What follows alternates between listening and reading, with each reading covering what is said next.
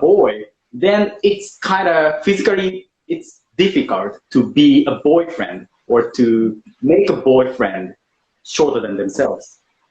Like how about like American girls think those like height or physical appearance?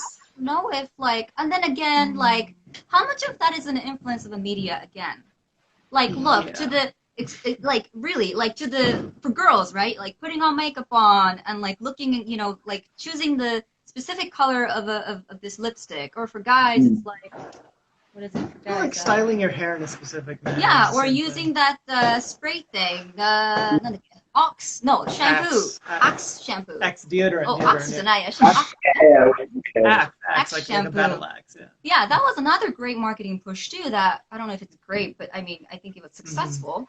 But, you know, like, I don't know how much of that is an influence of the media that makes us, like, you know, both, I guess, women and men think that, okay, well, we have to buy this, or we have to use this product to make us look cooler or more attractive. And in reality, they're trying to sell the product. That's really it, you know? Yeah, so there's definitely, I think, a big aspect of that like, because you see it in the movies, right? Like in every movie that there's like a relationship between a man and a woman, there's always like that classic Hollywood moment of like, you know, the girl looking up at the guy looking down at her, you know, and like, and then they embrace, kiss, and everything, you know, happens in slow-mo, kira sparkles everywhere. Or like in the show that I'm in, DC Superhero Girls, right? There's a moment where the girl, this nerdy girl, has glasses on, and she looks like really, you know, reserved, and all of a sudden she takes off her glasses, and then all of a sudden, like, her hair changes, and she's got perfect makeup. Looks gorgeous, and she looks like a model. But that's like a satire to make fun of the marketing push, and, you know, it's funny. But, no, so there's definitely like a big media aspect of it, and then that's not even like a culture, like historically, that there was actually like a big push. I think it was in the early I want to say early 1900s or like mid 1800s. I can't remember exactly because my history is terrible right now. But when they were still building the railroads to kind of connect both coasts of America, right? There was a period then when, and if anybody knows, by all means, let me know, because I've really got to research that more. But yeah, so it's when they were trying to build the railroads to connect the west coast to the east coast of America, that they needed a lot of cheap labor to do that. And so they brought over a lot of Chinese workers to do so.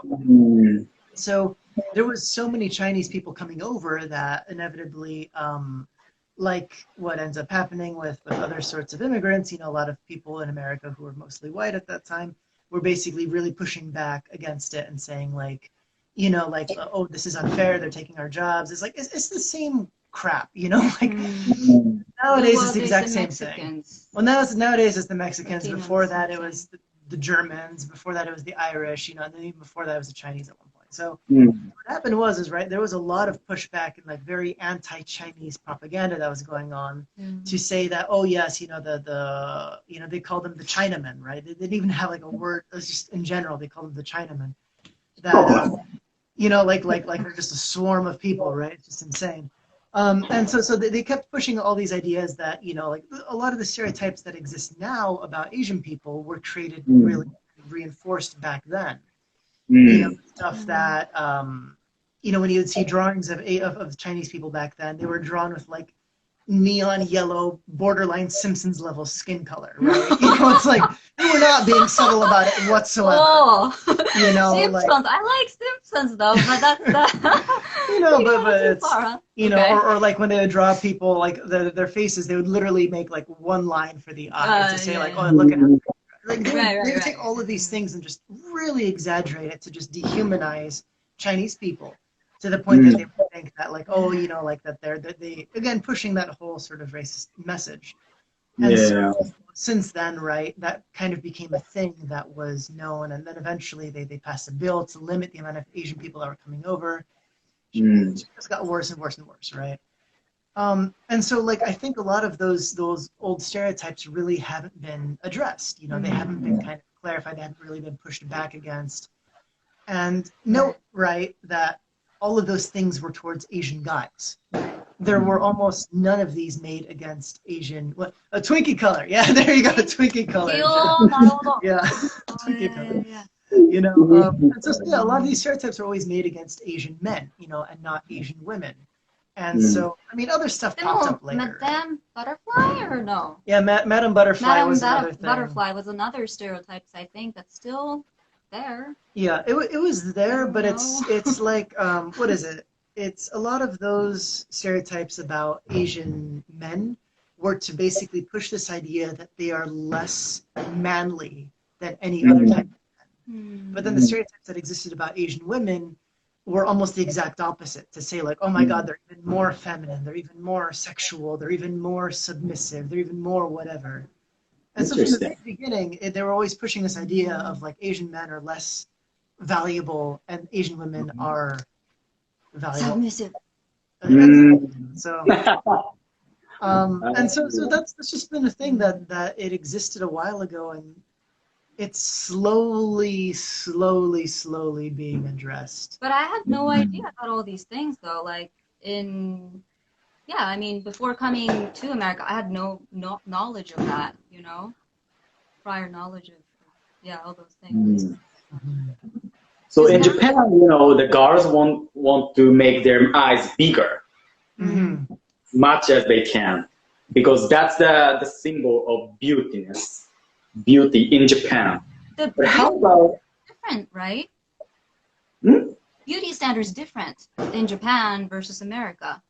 Yeah, so Cute and some media says so. Of course, we have the girls' soccer team, the football team, and the leader of that group looks very typical Asian face. Okay. So what is typical Asian face is like basically according to American image, I think the very thin eye and like square face, not round, something like that. Then the Japanese media reported that girl, I mean, they kind of laugh at that lady, the leader of the football team. She cannot be popular in Japan, unfortunately, but that face can be much more popular in the other countries. So, like European countries, because that face looks so Asian. So from European people, for example, she looks exotic. Yeah. Shoyu face and sauce face. I've heard of that before. I don't know what that means. Soy sauce face and sauce face. Sauce like Worcestershire sauce. sauce? Or like a strong, like, or we have another word like Jomon face and Yayoi face. Jomon period. Jomon face is eye or Ryukyu people's face. It's more like the nowadays Japanese idol face. Like 2 lines on the eye, and double. Something like that. And Yayoi face is because in Yayoi era, in Japanese history, there's so many Korean people came to Japan to teach us how to farm, how to create metal, I think. So that time in Japan, like that type of face, like Korean face, or like the continent type of face, you know. Did you say Mongolian? Not Mongolian. It's more like, I don't know. So the typical image of Asian, as you see in the US. So those people became more popular. Popular means not. I think. Oh, 今はイケメン. Really? Okay. Wait. So Yayoi period was what was the Yayoi period part you said? So Yayoi period, we have more typical, sharp eye and square face people in Japan. Racial wise, yeah. So that's why we call those faces like so. typically we call, like, for example, the typical Korean people's face we call yayoi face, and I don't know, typical like sauce gao. Right. For example, yeah, it's more like Jomon face. I mean, yes. Just so everyone knows, you know, they say Japan is a homogeneous country, but we are actually made up of all these different. I mean, you know, we have people from Ryukyu, you know, the southern parts of Japan that was like, you know, complete like a different island, almost like a separate island. That, you know, Ryukyu's influence, and then there's the Ainu people in the northern part of Japan. That was from, you know, and they all had different facial features as well. And then different culture too. Different cultures too, different which language. Basically, you know, yeah. Yeah, kind of as Jefferson says, Asashoryu, that's one of the Japanese small restaurant. I mean, he is Mongolian actually, but he played small wrestling in Japan and became, I think, that time the strongest wrestler in Japan. And, So, I mean, oh, sorry, go ahead. So he is, but I don't know his like truly bone shape because he's really fat because of his job. Yeah, so structure. I don't know. But it's I think it's easy. Like there are so many books about Jomon face and Yayoi face in Japan. So if you Google Jomon Gao, Yayoi Gao, then you can see so many comparison. Right. And you can get the idea. Oh, so this is called Jomon face, and this is called Yayoi face. Okay, gotcha. Yeah, no, I actually didn't know that was the term for it. I've heard of Sosu face before. I just never knew the meaning of it, the exact meaning of that. So. Sosu is so. If I say, like, if I define what is sauce gao, then sauce is more like Yayoi face, and Jomon is more. No, sorry. Sauce is more Jomon face. I like it, Lala. Okay. Interesting. Yeah. It's yeah.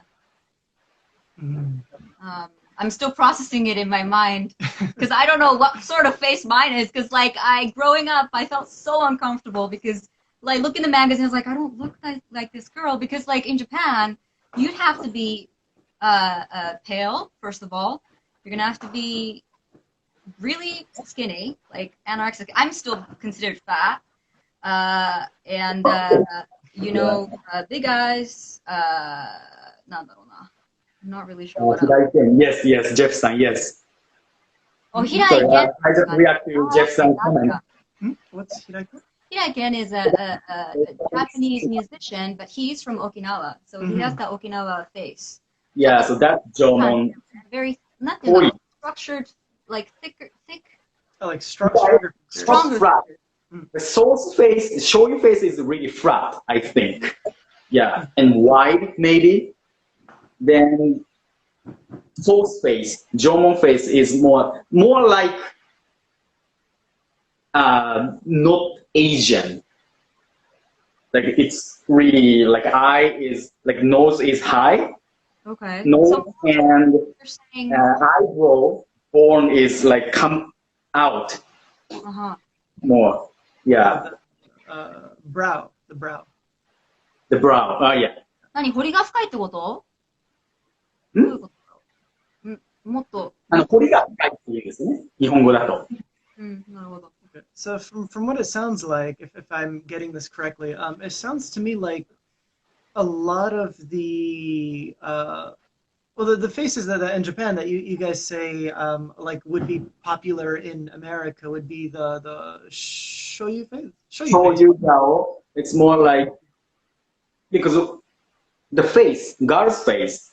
I'm talking about through the boy's point of view. So the girl's face, which can be popular in Japan, should be not everything, but should be kind of European style because it looks exotic.